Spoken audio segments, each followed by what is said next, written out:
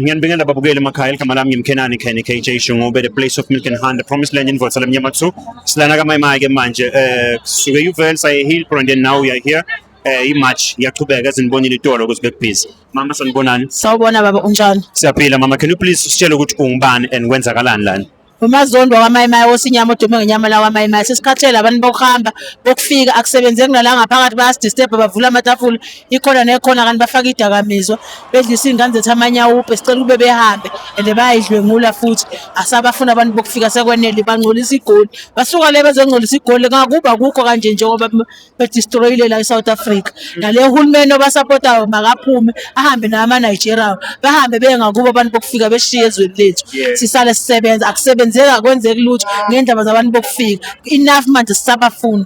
Ukhuluma ngabo bonke bokufika olaba labangekho emthethweni. Ngabo bonke bokufika ngoba nalabo semthethweni balandela abangekho emthethweni bese kuvike kube yimix masala bahambe bonke siqale siphansi sisale sisodwa zabantu base South Africa sabafuni bonke ngoba bayalanda la bezomosha ingane zidla idakamizwa mina ngingane edla idakamizwa manje ayifundi isikole ngenxa zabantu bokufika. No, siyabonga kakhulu ma. So ngifuna nje amazwi, what can you say ngongizwe Mchunu uMacingwane Nkosi yami noPhakela uMthakathi amaqhawe?